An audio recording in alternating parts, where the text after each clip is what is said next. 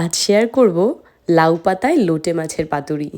চলো রেসিপিটা দেখা যাক। প্রথমেই সর্ষের তেলে কয়েক কোয়া গোটা রসুন, কয়েক টুকরো আদা, 5টা কাঁচা লঙ্কা আর 2টো টমেটো ভালো করে ভেজে নেবো। আর তার সাথে দিয়ে দেবো 1.5খানা মতন বড় পেঁয়াজ কুচিয়ে রেখেছিলাম সেটা। সব একসাথে সর্ষের তেলে বেশ একটু নরম হয়ে এলে মশলাটা ঠান্ডা করে বেটে নেবো, দিয়ে দেবো লোটে মাছের মধ্যে।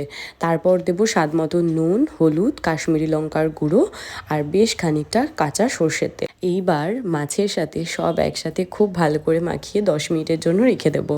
আর অন্যদিকে লাউ পাতাগুলোকে আমি 2-3বার করে ভালো মতন ধুয়ে শুকিয়ে নিয়েছি। এইবার সেই পেঁয়াজ ভাজা তেলের কড়াইটাতেই লাউ পাতাগুলোকে সুন্দর করে 3টে আমি সাজিয়ে নিয়েছি। তার উপর থেকে মাছগুলোকে বসিয়ে সর্ষের তেল আর ধনেপাতা দিয়ে উপর থেকে আরও 2টো লাউ পাতা দিয়ে ঢাকা দিয়ে কড়াইটা ঢাকনা চাপা দিয়ে হতে দেবো 20 মিনিটের জন্য। মাছ থেকে যে জলটা বেরোবে তাতেই কিন্তু মাছটা হয়ে যাবে। তারপর ঢাকনাটা তুলে আরও কিছুটা সর্ষের তেল, কিছুটা ধনেপাতা অ্যাড করে আরও 10 মিনিটের জন্য হতে দেবো। মোটমাট 25 থেকে 30 মিনিটের মধ্যেই রেডি হয়ে যাবে এই পাতুরি। গরম ভাতে জাস্ট জমে যাবে। কেমন লাগলো জানিও। বাই।